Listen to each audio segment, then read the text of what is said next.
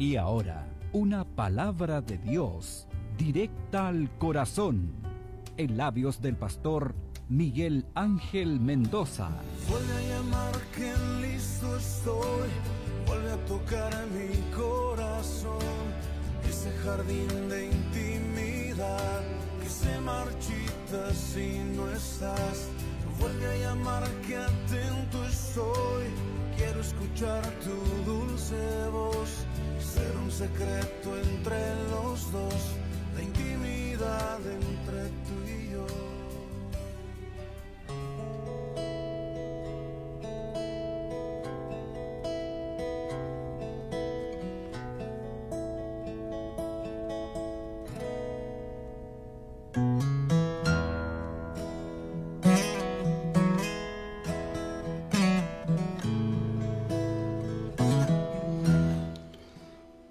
Hola, ¿cómo están ustedes? Qué rico, qué grato poder estar siempre con ustedes, poder compartir, poder estar abriendo los micrófonos, abriendo las redes sociales para poder hablar, para poder compartir, para poder estar ahí con ustedes día a día, hablando, ¿no es cierto?, predicando el evangelio de salvación para nuestra vida. Una casa, ¿no es cierto? Uno dice, vamos a construir una casa, vamos a edificar un templo, vamos a edificar, hay deseo, hay entusiasmo, ¿no es cierto?, de tantas cosas, ¿no es cierto? Sobre todo nosotros como pastores queremos edificar, queremos construir, queremos hacer cosas. Ahora, ¿qué es lo que solamente es edificar? ¿Qué es lo que qué significa edificar? ¿Qué es lo que estamos edificando? Edificando también, ¿cierto?, en Cristo, en la roca, estamos edificando, ¿no es cierto? Todo pastor queremos tener un templo, todos queremos tener un edificio, ¿por qué no? ¿No es cierto?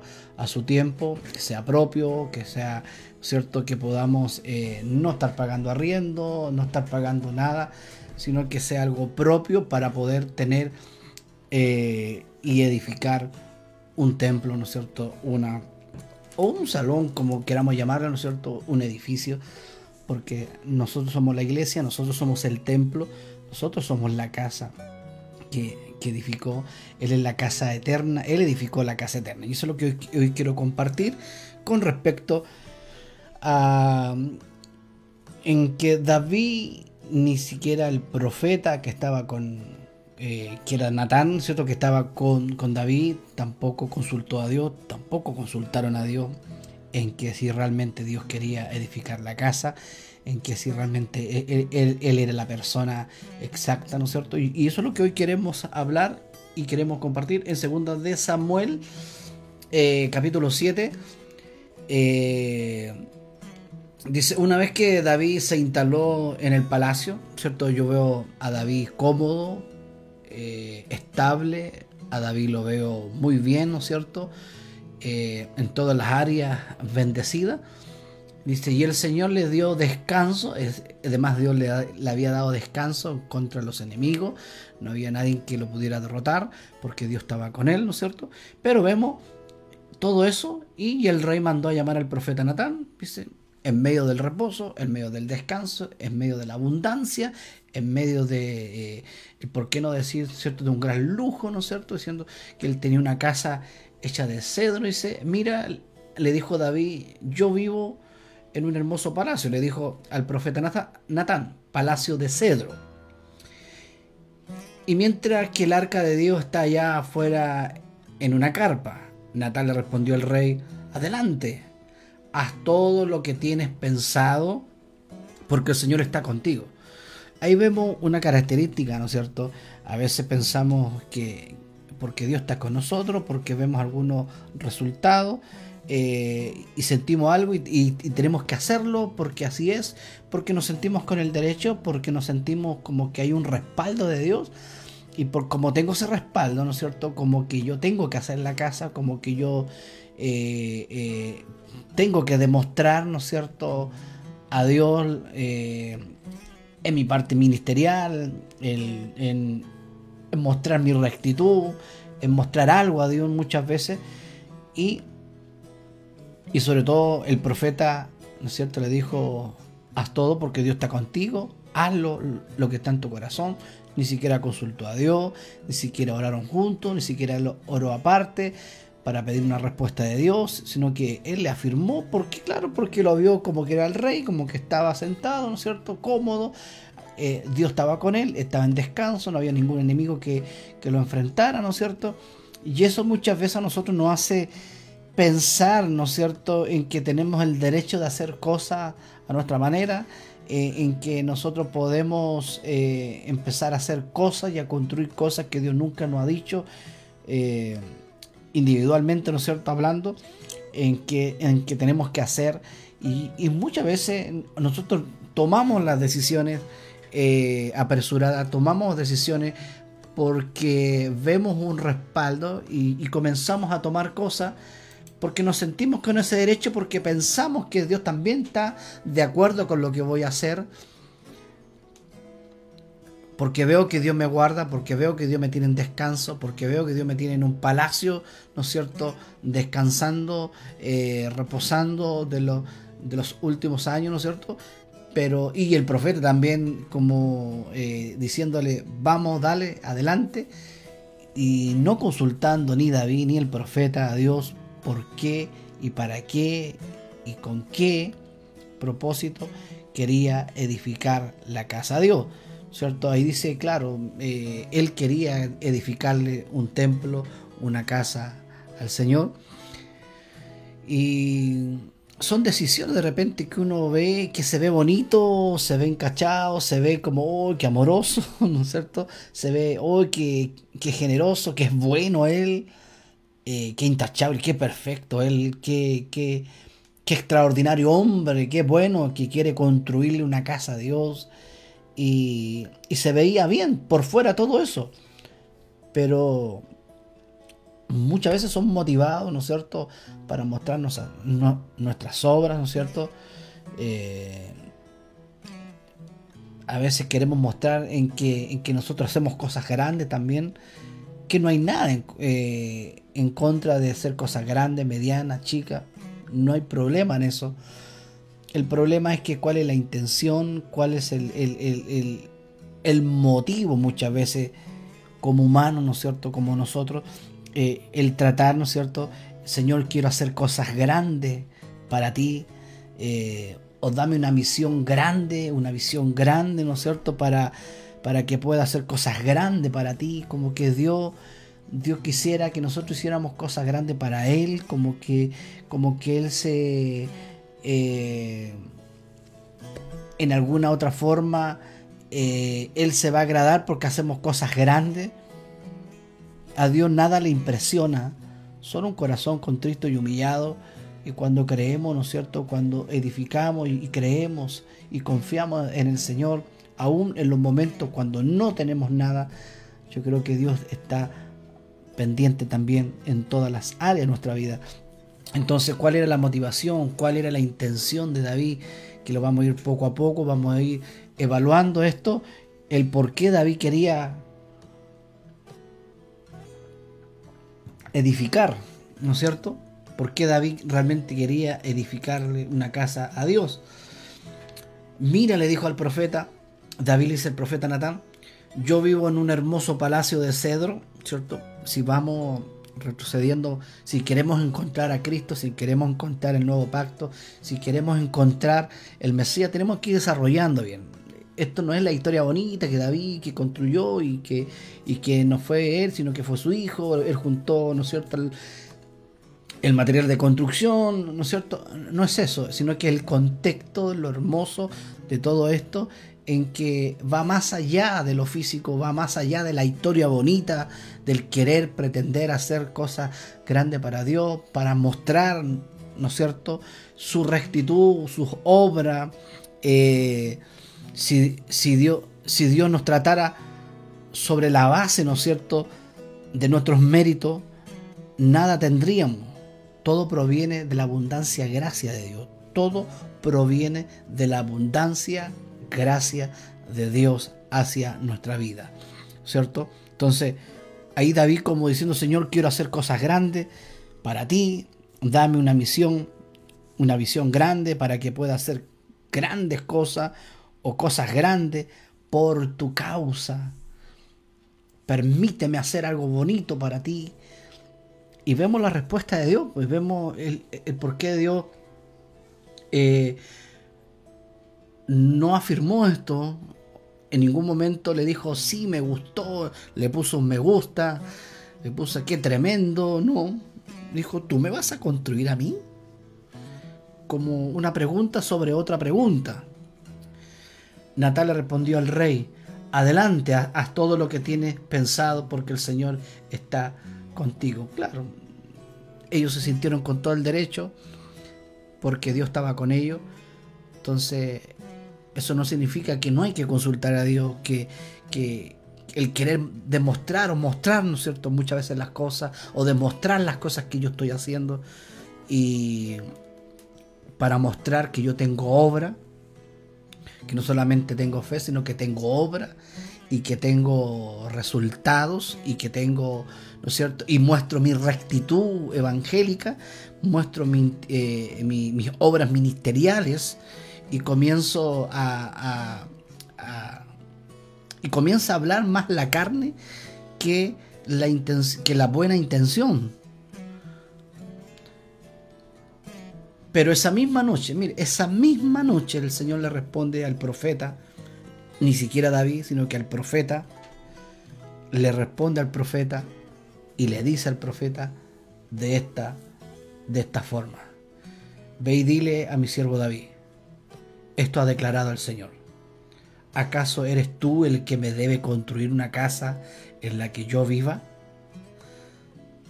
¿Eres tú acaso el que me debe construir? Desde el día en que saqué a los israelitas de Egipto hasta hoy, nunca he vivido en una casa. Siempre fui de un lugar a otro, ¿cierto?, de carpa, en tabernáculo, como mi morada. Sin embargo, donde quiera que fui con los israelitas, ni una sola vez me quejé ante los jefes de la tribu de Israel. Los pastores de mi pueblo Israel, nunca les pregunté, ¿por qué no me han construido una hermosa casa de cedro? Nunca hubo una pregunta de Dios con respecto a por qué no la habían construido una casa de cedro. Ahora, ¿por qué habla de cedro? Si usted ve, la cruz es de cedro, ¿no es cierto? Hablaba, todo estaba escondido ahí, ¿no es cierto?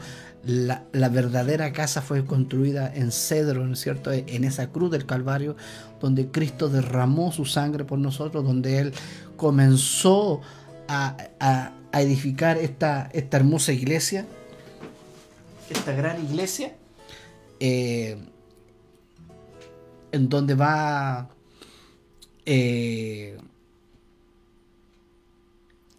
a levantar una iglesia, donde Él y muchos hermanos más, ¿no es cierto?, nos dan plena libertad ante el Padre para poder disfrutar, para poder estar gozosamente, entrar a esta casa, que solo por esta casa se podía entrar por gracia, no por mérito, no por obra, sino que esta gracia se necesitaba obtener esta gracia, este regalo, este don de salvación, para poder obtener esta entrada a esta casa, el poder disfrutar, el poder estar con Él. Y esa era la casa que Dios realmente está enfatizando acá. Esa es la casa que Dios está enfatizando, en que podamos nosotros ni pegar nuestros ojos, ¿no es cierto? David oraba así, que mis ojos no se despeguen hasta que no vea construida la casa de Dios.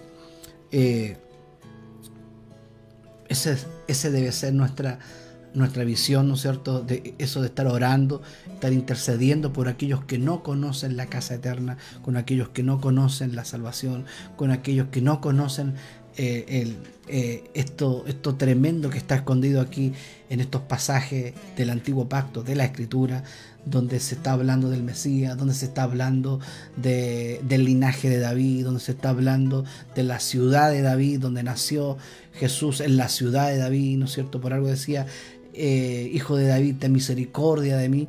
Y eso Dios estaba preparando todo en el camino para que pudiésemos entender. Yo creo que ni David sabía ni entendía lo que estaba hablando con respecto a este tema. Entonces,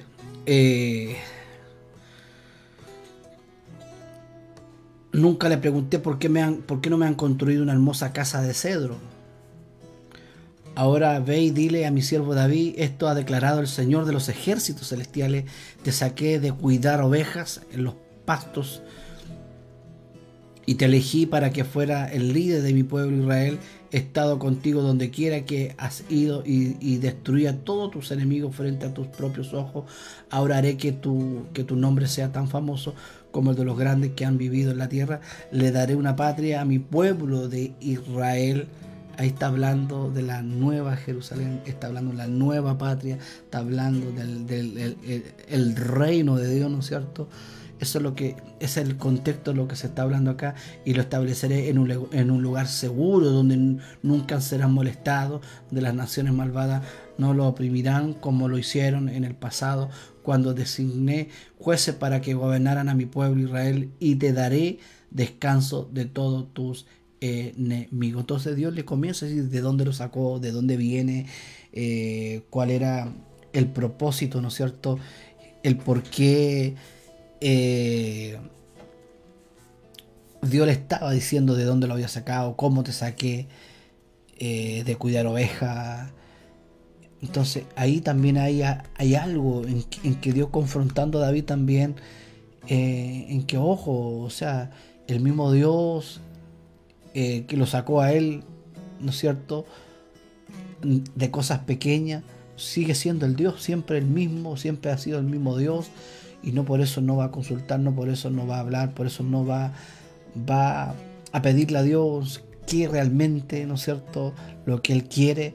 Entonces muchas veces nos sentimos con todo el derecho y creemos que todas las puertas están abiertas a favor de nosotros, y vamos y abrimos puertas, y de repente abrimos puertas que Dios nunca ha dicho. Por eso mismo, porque nos sentimos con el derecho, porque Dios está con nosotros, porque estoy en descanso, porque vivo en palacio, porque vivo bendecido, porque estoy aquí, porque estoy allá, y al final comienzo a hacer las cosas a mi manera y comienzo a caer en mostrar mi rectitud y querer pretender mostrar mis obras para mostrar mi rectitud, y hay orgullo ministerial también. Hay fuertemente está hablando un orgullo ministerial con respecto a David, pero Dios, como Él es, ¿no es cierto?, diciéndole que lo había sacado desde lo, ¿no es cierto?, de cuidar ovejas.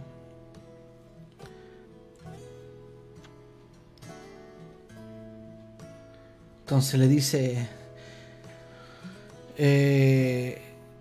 esto ha declarado el Señor de los ejércitos: te saqué de cuidar ovejas en los pastos. Te saqué de cuidar ovejas en los pastos, en el campo, ¿no es cierto?, donde hay pasto, donde hay ovejas, ¿cierto? Está todo ahí, ¿no es cierto? No es un palacio, no es algo de lujo. Es hermoso, no digo que es feo, pero de ahí Dios lo sacó, de cuidar ovejas, para ponerlo como rey. Entonces muchas veces nos olvidamos de donde Dios nos saca, donde Dios nos ha sacado, donde Dios nos ha puesto para que podamos nosotros hacer la obra que Él quiere que nosotros hagamos. Dios nos ha puesto en lugares para que nosotros podamos consultar a Dios y podamos hacer su propósito, podamos hacer su voluntad, podamos hacer su propósito, no nuestro propósito, no nuestro sueño, no que tengo aquí, lo tengo aquí, y al final nos afanamos, porque esa es la verdad, en que se cumplan nuestros sueños egoístas muchas veces, en pretender de hacer esto, que por qué no lo puedo hacer, y por qué no puedo hacer cosas grandes, y querer pretender hacer cosas grandes para impresionar muchas veces, para llamar la atención a otro, para decir que Dios está conmigo, para decir que ¿no es cierto?, y demostrar que yo tengo obra, y que yo tengo un gran ministerio, y que tengo una gran fe, y Dios no dice ¿a quién queremos impresionar? No sé, es lo que cayó David. Entonces, ¿a quién quería David impresionar, si Dios no se impresiona con nada. Dios se impresiona cuando ve un corazón contristo y humillado. El mismo corazón que lo vio ahí cuando estaba cuidando ovejas, en el pasto, en el campo, en el desierto. Ese corazón, que siga ese mismo corazón, que siga esa misma motivación, las mismas obras que comenzamos, seguir con las mismas obras hasta el final, con la misma intención. Pero muchas veces, ¿cuál es el propósito? ¿Cuál es eso, ¿no es cierto? El querer mostrar nuestras cosas, muchas veces lo que hemos logrado, nuestros éxitos. ¿Ah?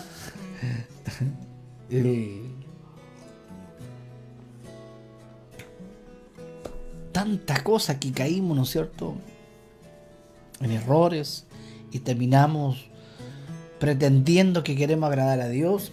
Más que nada es querer demostrar que Dios está conmigo, querer demostrarle a la gente que yo hago cosas grandes, y el que hace cosas chicas, que para Dios no son cosas chicas, para Dios son obras, ¿no es cierto? Son cosas, son trabajos, es un servicio que Dios toma como adoración, y Dios va a recompensar, ¿no es cierto? Entonces, nada podemos impresionar a Dios, con nada vamos a poder confundirlo, ¿no es cierto? Poder atraerlo en demostrar, ¿no es cierto?, que yo hago cosas inmensas, medianas, chicas. No podemos impresionar a Dios en nada. Al hombre sí. El hombre se asusta, el hombre dice, oh, qué tremendo, ¿no es cierto? Podemos impresionarlo con tantas cosas, como un niño, ¿no es cierto?, que se impresiona con un dulce, como un niño que se impresiona con un juguete nuevo y queda impresionado y queda asombrado cuando ve un juguete nuevo. Además, el Señor declara, y continuamos la lectura, dice, además el Señor declara que construirá una casa para ti, una dinastía, dice, de reyes. Está hablando de una casa eterna, está hablando de una dinastía de reyes y sacerdotes. Dice, pues cuando mueras y seas enterrado con tus antepasados, levantaré uno de tus hijos de tu propia descendencia y fortaleceré su reino. Él es quien edificará una casa, un templo para mi nombre, y afirmaré su trono real para siempre. Está hablando de Cristo. Está hablando del Mesías. ¿De dónde nació Jesús? Del linaje de David. Levantaré, cuando tú mueras y estés en el cementerio, se levantará un hijo tuyo. Está hablando de Jesús, porque viene del linaje, hijo de David. Ten misericordia de mí, como decía, ¿se acuerdan? Está hablando de él. Yo sé que la historia es bonita, que, ¿no es cierto?, se ve como que yo quiero construir y que se ve hermoso, pero no es el contexto. El contexto aquí es Cristo, el contexto es Jesús, Jesucristo, el que nos construyó una casa eterna, nos construyó un palacio, nos construyó una salvación, nos construyó en base de justificación, ¿no es cierto?, en base a que nosotros no hay pecado, no hay condenación, no hay castigo para nuestra vida. Esa es la casa, la seguridad eterna, tener una salvación eterna. Qué hermoso el poder descansar en eso. Entonces dice, Él es quien edificará una casa, un templo para mi nombre, y afirmaré su trono real para siempre. Recuerde que pasaron 4 siglos cuando la casa de David, el que construyó su hijo Salomón, quedó en ruina. No fue una casa eterna, cayó en ruina. Por eso dice que reconstruiré la casa de David, reedificaré la casa de David. No es por lo físico, sino que de David venía la casa eterna, de David venía la salvación, del linaje que era Cristo, ¿no es cierto? De eso se trataba y se trata el tema. Cuando comenzamos a indagar, cuando comenzamos a ver cosas, cuando comenzamos a entender que esto no es una plena religión, ¿no es cierto? No es algo pasajero, sino que es algo tan delicado hablar del reino de Dios, es tan delicado hablar de Dios, es tan delicado. No es decir, yo conozco a Dios, pero no sé más de Dios, ¿no es cierto? No confío, es decir, yo puedo creer en la existencia de Dios, pero no permito que Dios me restaure, no permito que Dios me vaya transformando, no permito que Dios sea mi Señor y me gobierne. No, ahí no me toquen ahí. Quiero que Dios sea mi Dios de salvación más. Quiero tener un Dios de salvación, quiero tener un Dios que me salve la campana, pero no un Dios que me guíe y me moldee, ¿no es cierto?, como el alfarero a un barro. No, ahí no le permito, ¿no es cierto? Si algo pasa, Dios es malo al tiro. Si Dios permitiera, ¿no es cierto? Si Dios permitiera, ¿sería malo Dios si Dios no tuviera misericordia? No es obligación que Dios no tenga misericordia. No es una obligación. Dios es misericordia, Dios es amor. Pero a veces las cosas pasan, ¿no es cierto? Y cada vez que pasan decimos y le echamos la culpa a Dios y nos enojamos y pataleamos, ¿no es cierto? Dios es malo, Dios no me escucha, Dios no es aquí. Y cosas pequeñas, cosas chicas, procesos chicos, ¿no es cierto? Y mandamos a Dios a la punta del cerro y ahí quedó nuestra creencia en Dios, ¿no es cierto?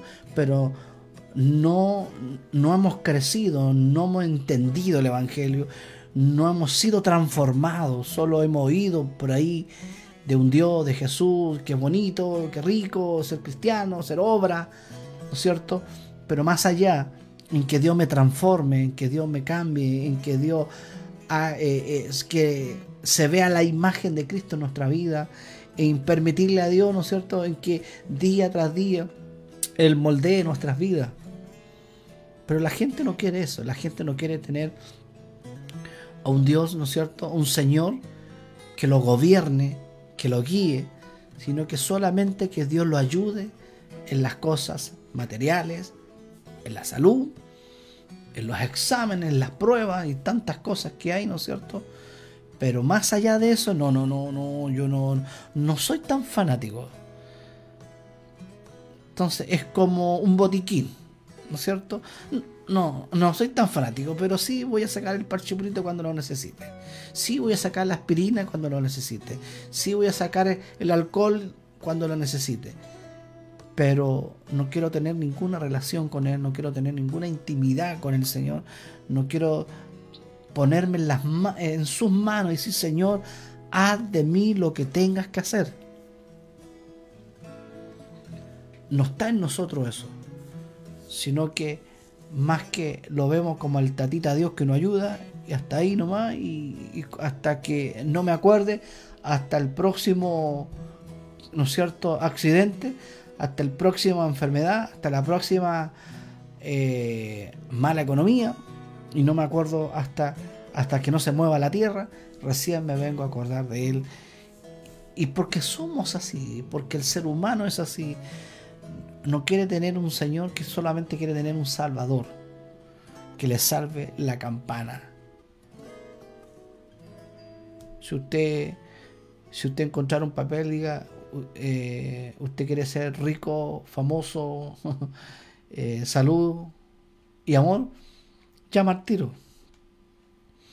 Entonces eso busca la gente busca eso, la gente está buscando la añadidura, está buscando los panes y los peces, está buscando los resultados, más que nada, más que Dios trabaje en el corazón, más que estudiar acerca de Él, leer más de Él, estudiar más de Él, indagar más de Él. Entonces no hay un interés de eso.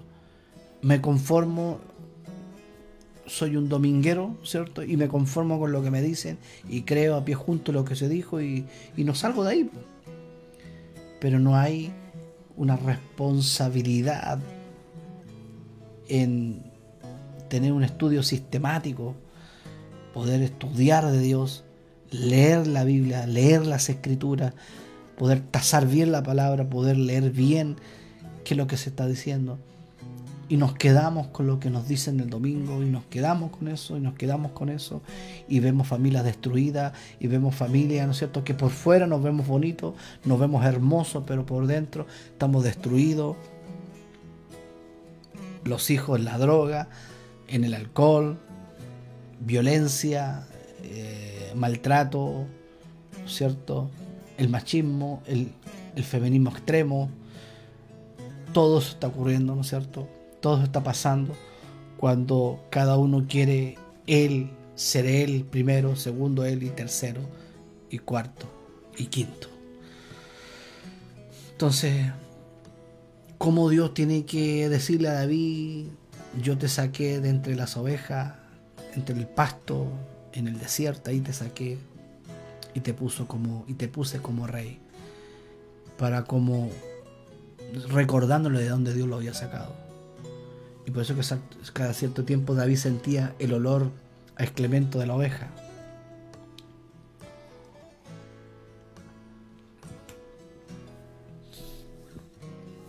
Para recordar de dónde Dios nos sacó. Y no olvidamos muchas veces, no olvidamos muchas cosas. De que Dios hizo por nosotros. Y como ya nos sentimos, ¿no es cierto?, como los cariñosos de Dios, los cariñositos de Dios, y comenzamos a hacer cosas y no consultamos, no hablamos con Dios, no le preguntamos si realmente Dios quiere hacer eso, si realmente Dios quiere que haga eso, y no le decimos: Señor, rindo mi voluntad, rindo mi propósito, y quiero hacer tu voluntad, quiero hacer tu propósito. Guíame a toda verdad, a toda justicia. Esté donde esté, siempre poder levantar la mirada y decir: Señor, aquí estoy, en medio de problemas, en medio de circunstancias, pero aquí estoy, en medio de la abundancia, en medio del éxito, en medio de todo el glamour, pero aquí estoy, Señor. ¿Qué quieres que haga? ¿Qué quieres que haga, Señor? Rindo mi corazón, mi deseo, mi sueño a tus pies. ¿Podríamos decir eso? ¿Podríamos llegar hasta decir eso?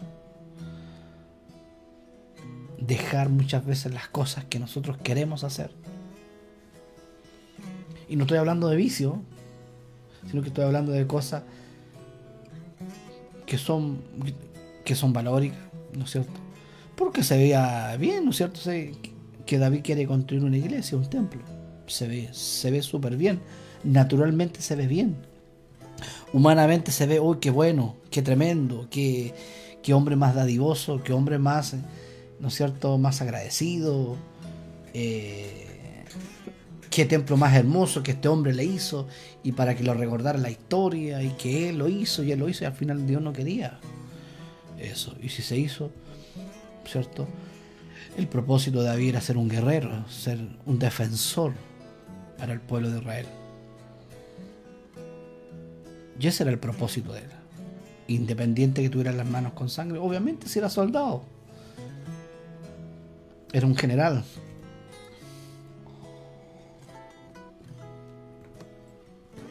Él tenía un propósito, y era eso: ser guerrero, ser un soldado, ser un defensor, un hombre que guardaba a Israel de los enemigos, ¿no es cierto?, con el ejército. Pero muchas veces pasa eso, es que algo sucede en nosotros. Recuerda David cuando comienza a hacer un censo para contar cuántos soldados tenía él, y perdió esa guerra porque pensó que porque tenía tantos soldados la iba a ganar, y no era. Él no ganaba con las fuerzas humanas por la cantidad de soldados, porque era Dios que ganaba la batalla. Muchas veces creemos eso, ya porque ya estamos tan altos, nos creemos que estamos tan altos, somos los super mega soldados, ungidos, pastores, maestros, líderes, como que ya nos sentimos con el derecho, ni siquiera le consultamos a Dios, y comenzamos a hacer tonteras que para la gente, para la galería, se ve, es un aplauso, es un me gusta.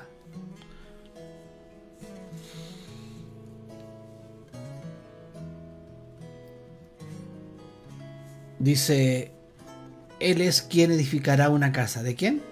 Dice, de aquel, dice, donde levantaré uno de tus hijos de tu propia descendencia. Está hablando de Jesús. Y fortaleceré su reino. Él fortaleció, hizo un reino estable. Él es quien edificará una casa, un templo para mi nombre, y afirmaré su trono real para siempre. Yo seré su padre y él será mi hijo.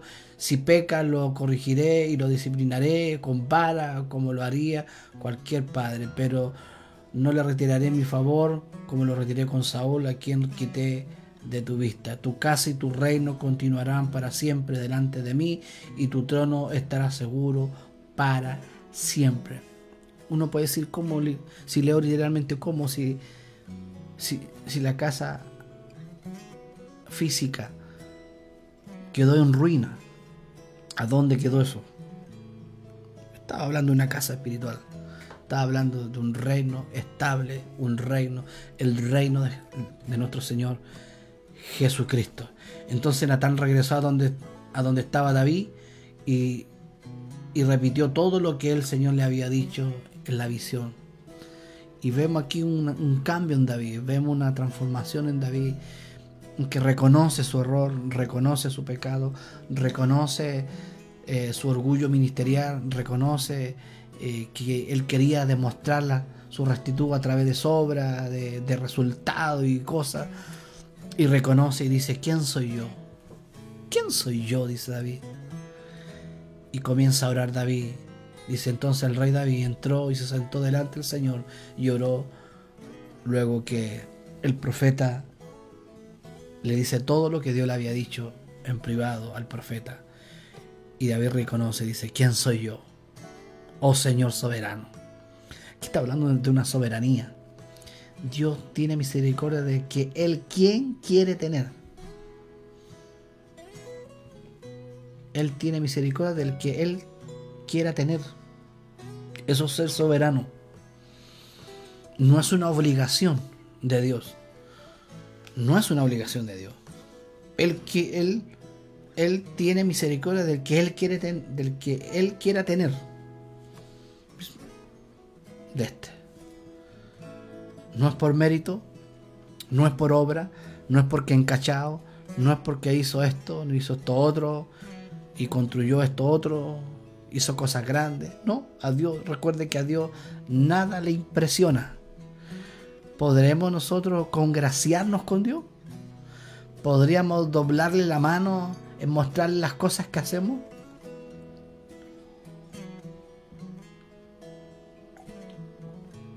Difícil. Nunca, jamás podríamos llegar hasta en poder pretender querer agradar a Dios. Claro, ante la gente somos cachados, bonitos, ante la gente somos los bonitos, ante la gente somos, ¿no es cierto? Acá, qué tremendo, qué bueno. Pero ¿cuántas cosas las hemos hecho a nuestra pinta, a nuestra manera? No lo que Dios quiere que nosotros hagamos. ¿Quién soy yo?, dijo David, oh Señor soberano, ¿y qué es mi familia que me hayas traído hasta aquí? Y ahora, Señor soberano, sumado a todo lo demás, habla de darle a tu siervo una dinastía duradera. ¿Tratas a todos de esta manera, oh Señor soberano? ¿Tratas a todos de esta manera, oh Señor soberano? ¿Qué más puedo decirte? Tú sabes cómo es realmente tu siervo, tú me conoces. Hablando David, tú me conoces como soy, Señor soberano. Debido a tu promesa y según tu voluntad hiciste todas estas cosas grandes y las diste a conocer a tu siervo. Qué grande eres, oh Señor soberano. No hay nadie como tú, nunca hemos oído de otro Dios como tú.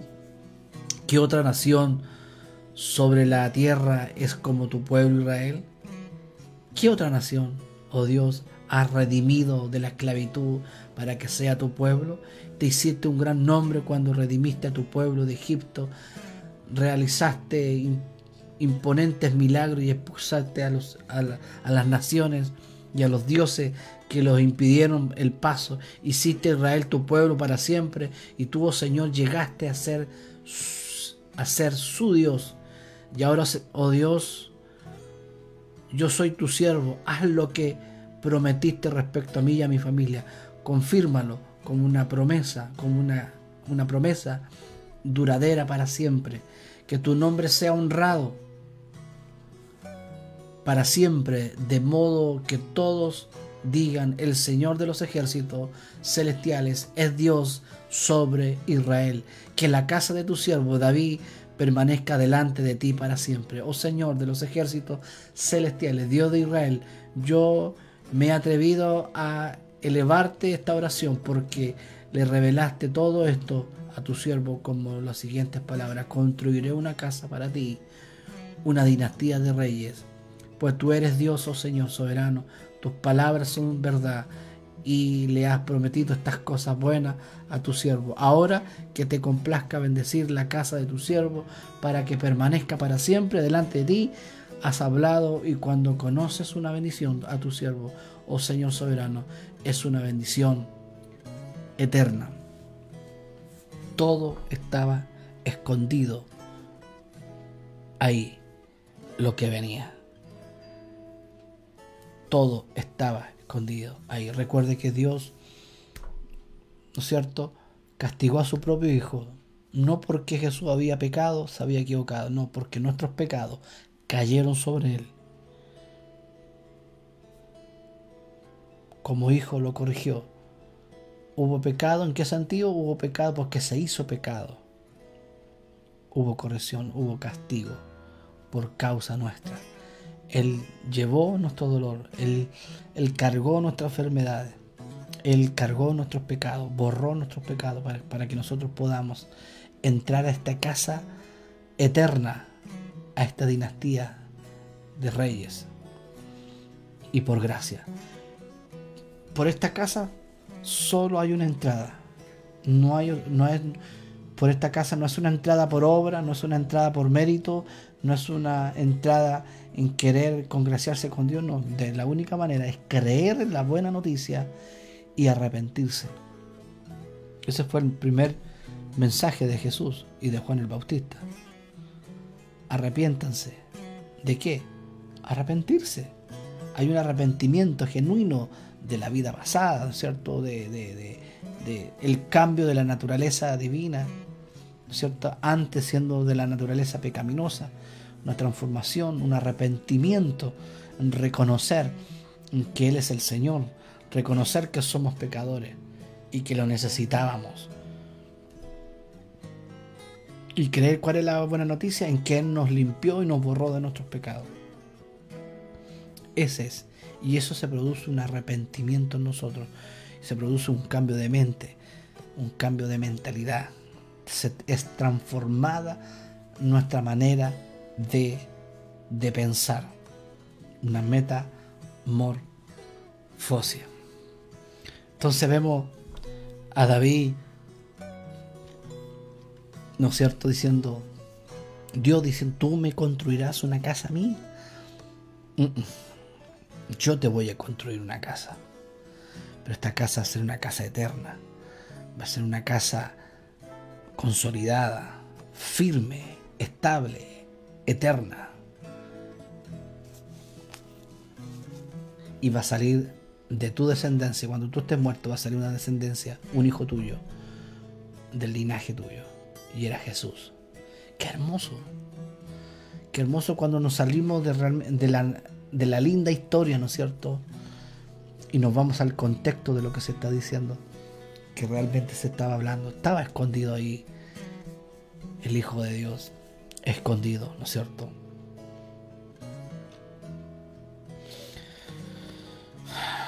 Entonces muchas veces nosotros queremos impresionar a Dios, muchas veces nosotros queremos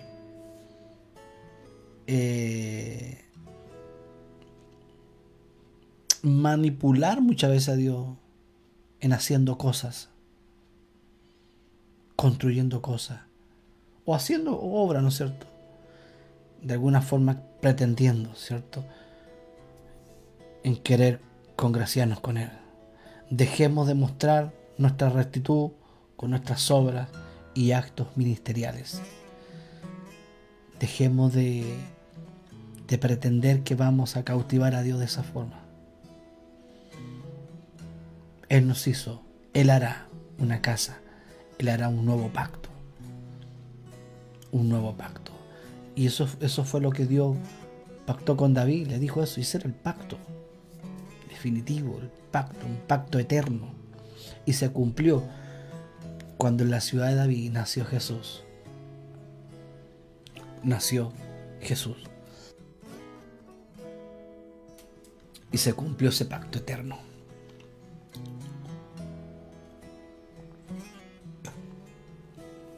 Se cumplió en la ciudad de David.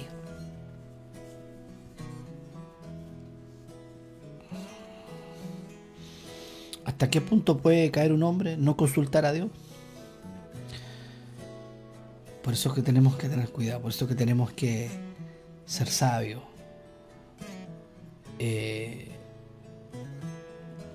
Ser diligente en la palabra.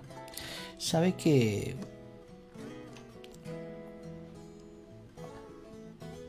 a las personas las capacitan, ¿no es cierto? Están 8 horas tomando billetes. Es tanto el tacto que conocen ya, que las tienen capacitando 8 horas al día por un tiempo prolongado. Es tanto el tiempo que están tomando billetes, contando, viendo, que ellos al tomar un billete se dan cuenta cuando es falso. ¿Y por qué se dan cuenta? Por la continuidad, ¿no es cierto? Por lo prolongado que están practicando, porque están 8 horas, ¿no es cierto? Equipándose, preparándose para conocer la verdad del billete, el verdadero billete, que tan solo tocar el billete, tocando el billete, se dan cuenta si es verdadero o si es falso. Si uno va y toma un billete rápidamente, podríamos, si lo tomo una vez al día, si lo tomo una vez a la semana, si tomo ese billete una vez al año, siendo que este grupo de personas lo tienen capacitándose un tiempo prolongado, todos los días, 8 horas, haciendo tacto del billete, que es tanto lo que practican, es tanto lo que toman, es tanto lo que están ejercitando, es tanto lo que están ahí, ¿no es cierto?, aprendiendo a descubrir el billete, que ya tomando un papel distinto, un billete falso, tomando algo falso, se dan cuenta rápidamente. Pero si una persona no ha tenido un curso prolongado, no está constantemente estudiando, ¿no es cierto?, no va a poder identificar lo falso. Y por eso es que mucha gente va de corriente en corriente, si viene otra corriente, viene una moda evangélica, viene otra moda evangélica, y viene otra moda evangélica, y viene corriente, y viene así, y son como las olas del mar, llevadas por el viento. Un barco sin timón. Porque no han ejercitado en conocer la verdad. Y sabemos que la verdad, nosotros nunca vamos a buscar la verdad y vamos a encontrar la verdad. La verdad nos encontró a nosotros, que es Cristo. Pero uno, cuando he encontrado por la verdad, ¿no es cierto? Como alguna vez le dijeron a Agustín, la verdad te encontró. Tú no puedes buscar la verdad. Tú has dicho la verdad, pero necesitas que la verdad te encuentre a ti. Un orador, Agustín, era bueno para hablar, un buen orador, pero no había verdad. Solo habían palabras, pero no había tenido un encuentro con la verdad. Entonces, si no hay una disciplina, si no hay un estudio permanente, sistemático, ¿cierto? Sin querer te va formando y uno va viendo lo falso, uno identifica rápidamente lo falso, porque ha habido una constante práctica de observar, hacer tacto de lo verdadero, tocar lo verdadero, y aparece uno falso, se da cuenta. Entonces mucha gente no es sensible al tacto de lo verdadero, porque no están 8 horas, no están toda la semana. No digo que... ¿A qué me refiero? Que haya una responsabilidad en estudiar las escrituras. Si yo escucho un mensaje en la iglesia, qué rico, qué bueno, pero eso no es mi estudio. Es un estudio personal. La salvación es personal. Para que usted pueda identificar, ¿cierto?, de lo falso verdadero, usted tiene que estudiar. Yo tengo que estudiar. Tenemos que ser diligentes, tenemos que ser perseverantes, constantes en conocer cada día la verdad. Y eso no ser sensible cuando aparezca algo falso. Y se detiene todo. Uno falso se identifica rápidamente. Y al contrario, no.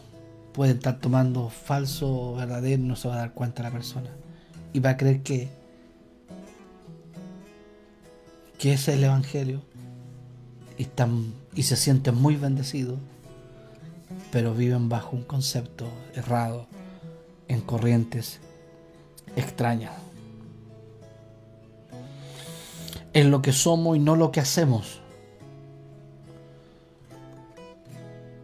No en hacer cosas, es lo que somos. A Dios nunca lo vamos a impresionar. Si Dios nos manda a hacer cosas, ni un problema. Ni un problema. Ni siquiera me tenéis que esforzar con un... que le llamaban un diablo, me acuerdo. Un fierro grande le llamaban un diablo. No, la puerta se va a abrir. Lo que Dios quiere hacer se va a hacer. Va a ser todo fácilmente. ¿En qué sentido? Porque es que Dios el que abre la puerta, es Dios el que construye, Dios el que edifica, es Dios el que hace las cosas.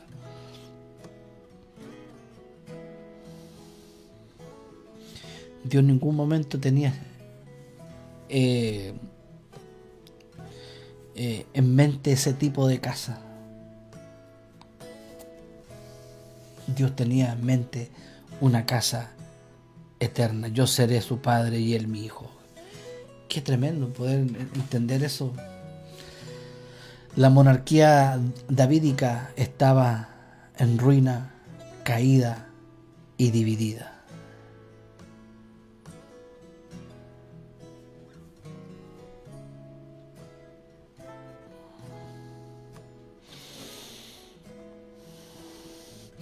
Todas eran forma de Cristo y su reino. Habitó, es igual un tabernáculo, Dios estaba construido, todo un reino eterno en Cristo. Dios tenía todo ahí planificado, una construcción, una edificación del reino de Dios, el reino de su Hijo. David entendió que no podía ganarse el favor de Dios con sus logros, ¿no es cierto?, con sus éxitos, con sus resultados, con sus obras, actividades ministeriales. David dijo: ¿quién soy yo? David cambió su manera al tiro, reconoció. Hubo una transformación, hubo un arrepentimiento. Reconoció en que ¿quién soy yo? Dijo, ¿quién soy yo? Y si dijo eso porque ya se creía alguien ya, tomando decisiones alocadas. ¿Quién me creía yo? ¿Quién me creo yo? ¿Quién soy yo? ¿Quién es mi familia? Señor soberano. Reconociendo su error, reconociendo su falta, el rey David. Dios cambió el plan eterno. Solo por su gracia podemos entrar en su casa. Dios le dijo a David que su trabajo era unificar y guiar a Israel y destruir a sus enemigos. Esa era su pega. Y eso no era menor, ni menor, ni más grande, no. Todos tenemos un trabajo específico, un propósito y una voluntad diferente, un propósito, una voluntad de Dios diferente a cada uno de nosotros. No estaba en mente en hacer eso, ¿cierto? Pero igual se hizo, igual dijo, junta tú y tu hijo Salomón lo hará. Pero esa casa fue destruida, fue echada abajo, quedó en ruina. David aceptó su papel, el rol en el plan de Dios y no trató de ir más allá de la voluntad de Dios. Dice, este es mi rol, este es mi propósito, este es mi papel. Entonces muchas veces queremos hacer tantas cosas, a veces queremos hacer cosas que no es el plan, no es nuestro rol que Dios nos tiene, no es el papel que Dios nos ha dado, ¿no es cierto? Es como hay una obra de teatro, entonces Dios te dice, ya tú vas a ser, ¿no es cierto? No el protagonista. No, yo quiero ser protagonista. Y empiezo a ser yo el protagonista de esa obra. Entonces el director dice, oye, si yo te di tu papel, te di la guía, te di tu rol, te di tu personaje, ¿por qué te estás metiendo en otro personaje? ¿Por qué estás haciendo otra cosa que yo no te he dicho? No, es que a mí me gusta, que yo quiero mostrar, que yo quiero hacer esto, que yo quiero esto. Y comienzo a hacer de las mías.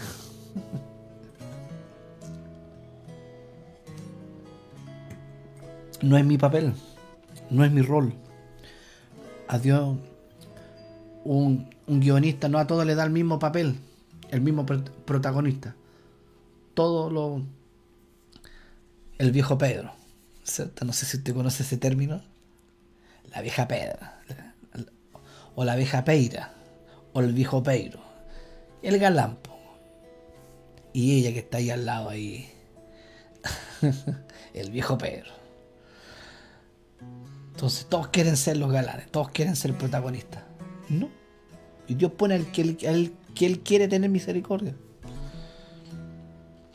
A todos les da un papel distinto en la obra.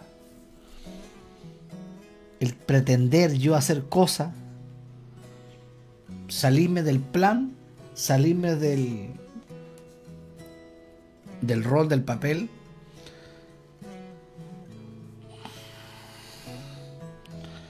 es tirar las mechas.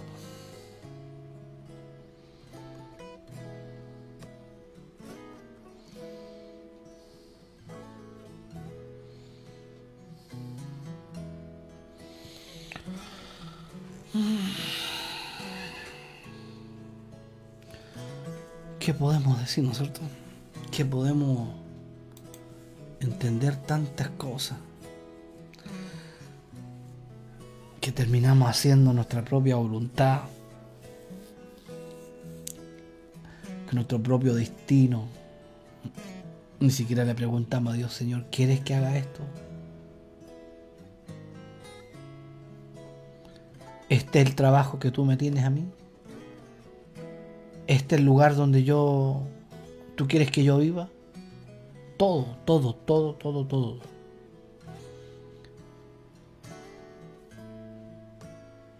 Entonces a veces aparecen factores sorpresa porque tomamos nuestras propias decisiones. Y hacemos la de Kiko y Caco. Y tomamos roles que Dios nunca nos ha dado.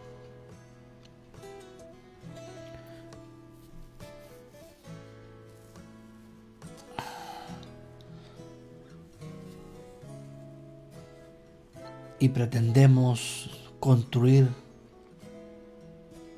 cosas que se ven bonitas por fuera, que produce aplauso para la galería, pero para Dios, jactancia, soberbia, orgullo, demostrar que yo soy el encachado, demostrar que yo soy el ungido de Latinoamérica, o del mundo, o de Chile. Somos simples servidores, barros en las manos de Dios.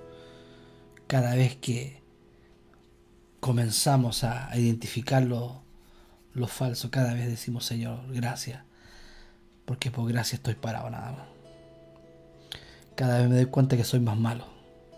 Cada vez que leo me doy más cuenta que no tenía ni por dónde ser salvo. Cada vez que leo y escudriño y leo tu palabra, cada vez me doy cuenta que no tenía ni un brillo. No me escogiste porque no tenía ni un brillo. ¿Cómo me elegiste, Señor?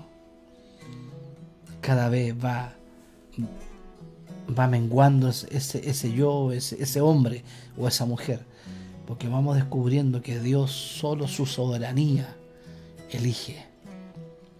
Solo Él elige por soberanía. Si Dios dijera: a ver, no voy a tener misericordia de nadie hoy día, ¿sería malo? No sería malo, porque nos merecemos eso, porque nuestra naturaleza es mala, el hombre es malo. Si Dios nos tratara por justicia o por misericordia,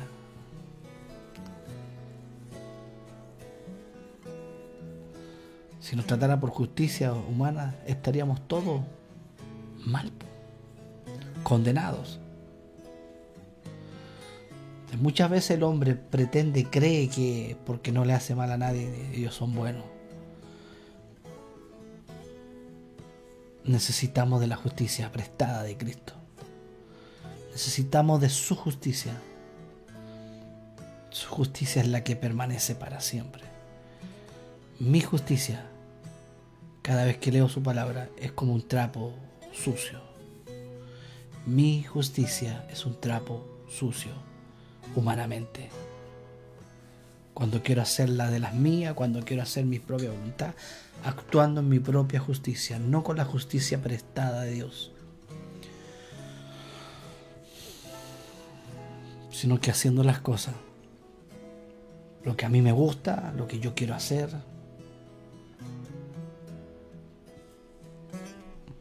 Cuando las cosas se nos escapan de las manos, ya explotamos. Pero Dios dice, Dios nos ha dado un camino. Hay un solo camino, hay una sola verdad, hay una sola puerta, que es Cristo. No es la religión. Cristo es más allá de una religión. Es decirle a Dios: Señor, aquí estoy. Convénceme de mi pecado. Eso tenemos que ser sinceros. Y Señor, convénceme de mi pecado. Ayúdame. Ayúdame, convénceme. Ayúdame a entender esto. Que tú eres mi verdad, que tú eres mi camino. No hay otra verdad. No hay otro camino que me lleve a salvación. Pueden haber otros caminos que me lleven al éxito, me lleven a tantas cosas, a tener fama, a tener dinero, salud, amor, ¿no es cierto? Pero no hay salvación. No hay salvación. No hay descanso, no hay paz, ni tranquilidad. Porque esas cosas no nos pueden dar la verdadera paz. Solo Cristo nos da esa paz, solo Él nos da ese descanso, esa seguridad. En decir: hoy, Señor, me inclino ante ti, doblo mi corazón ante ti, Señor, y dice: perdóname. Cambia mi manera de pensar, cambia mi manera de vivir. Hazme una metamorfosis en mi mente. Espíritu Santo, transfórmame. Convénceme quién soy en esta naturaleza pecaminosa. Y nos vamos a dar cuenta quiénes somos y quién hemos sido sin Cristo.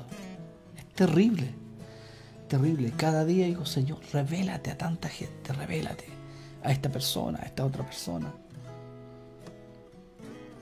Que se den cuenta de lo maravilloso que es tener a Cristo, que es lo maravilloso que tú estés apegada a la persona.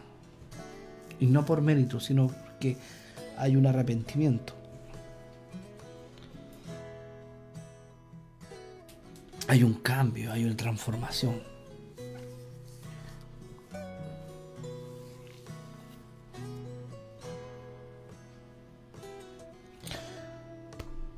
Hace poco estuvimos celebrando, ¿no es cierto?, la Natividad de Jesús.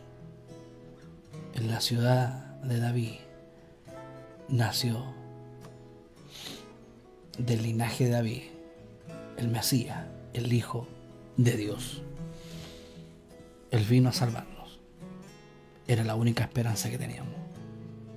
No había otra esperanza. Esa verdad se hizo carne. Esa verdad se hizo ser humano. Y esa misma verdad, esa misma carne se hizo ofrenda, un sacrificio por nuestros pecados. No tan solo nació, sino que también sufrió y también murió y también resucitó. Resucitó. Es necesario que tú tenés que resucitar en Cristo. No hay otra forma. Nacer de nuevo en Cristo. Nacer de nuevo. Aunque hayamos escuchado, leído todo, pero si no hemos nacido de nuevo en una nueva persona en Cristo, no vamos a entender nada. Solo en Él hay salvación y vida eterna y una paz segura. Oremos juntos. Señor, te damos gracias por esta instancia, por este momento, Señor, de poder compartir lo tuyo, lo que es mío, Señor. Tú me has dado esta salvación, que no tuvimos que pagar nada, no tuvimos que hacer nada, solo recibir, ser convencido por ti, Señor. Te pido, te ruego, intercedo por aquellos que en su corazón se está gestando esto, Señor. Oro por aquellos que están en necesidades de un descanso. Hay muchos que ya quieren tirar todo a la punta del cerro, Señor. Pero tú eres el descanso. Revélate sobre ellos el descanso, el sábado, el reposo que eres tú, Señor. Tú eres el descanso. Tú eres la paz. Glorifícate en medio de sus vidas. Oro por Coyhaique, oro por la región de Aysén, oro por Chile, oro, Señor, por las fronteras hacia afuera de Chile, Señor. Todos los que están viendo, están escuchando, los que van a ver más adelante el video, los que van a oír más adelante a través de la radio. Glorifícate en medio de ellos, Señor. A través de toda nuestra región de Aysén, Señor, desde Melinca hasta Villa O'Higgins, Cochrane, Puerto Ibáñez, Puerto Cisne, Puerto Aysén. Oro por Balmaceda, Señor. Oro por los niños, por los jóvenes de esta región, Señor. Glorifícate en medio de ellos, Señor. Glorifícate. Saca a la luz todo lo que esté oculto, lo que está escondido, Señor. Manifiesta tu obra en la vida de estos jóvenes, Señor, de esta región, de Chile Chico, de tantos lugares, de rincones, Señor, de esta región de Aysén, de Mañiguales, Coyhaique Alto, en tantos lugares, Señor. Tortel, muchos rincones donde hay lagos, montañas y tantas islas apartadas, Señor. En el nombre de Jesús, gracias, Señor. Sé que tu obra se ha completado. sea finalizado, Señor. En el nombre de Jesús. Amén. Que el Dios de paz siga bendiciendo su vida y que podamos ver cada día como Él ve. Será hasta la próxima transmisión. Bendiciones desde acá de Coyhaique, el Pastor Miguel. Bendiciones. Chao, chao.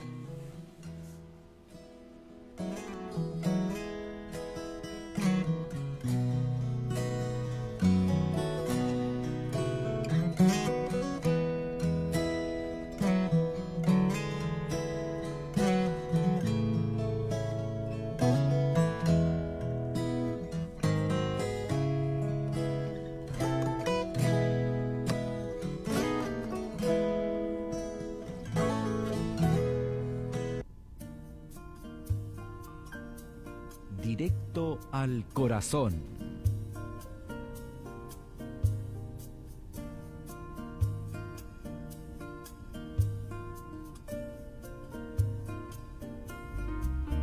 Solamente una palabra, solamente una oración. Cuando llegue a tu presencia, oh Señor, no me importa en qué lugar de la mesa me hagas sentar, o el color de mi corona, si la llego a ganar. Solamente una palabra, si es que aún me queda voz, y si logro articularla en tu presencia. No te quiero hacer preguntas, solo una petición. Y si puede ser a solas, mucho mejor. Solo déjame mirarte cara a cara y perderme como un niño en tu mirada, y que pase mucho tiempo y que nadie diga nada, porque estoy viendo al Maestro cara a cara. Que se ahogue mi recuerdo en tu mirada. Quiero amarte en el silencio y sin palabras, y que pase mucho tiempo y que nadie diga nada. Solo déjame mirarte cara a cara.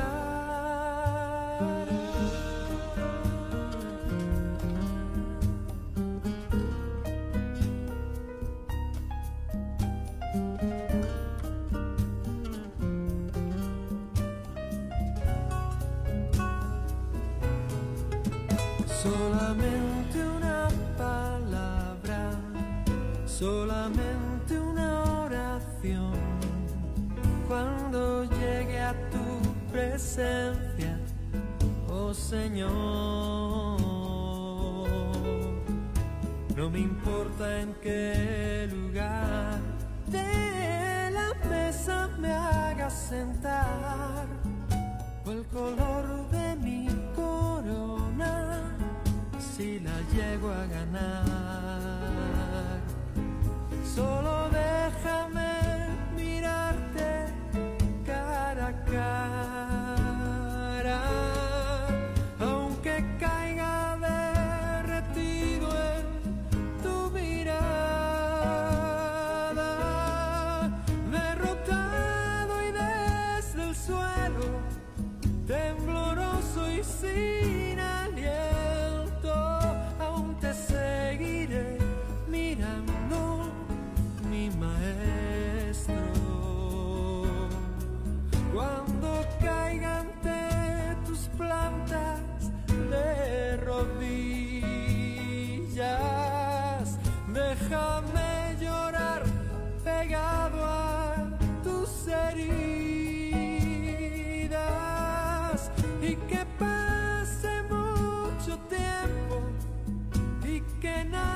me lo impida, que esperado esté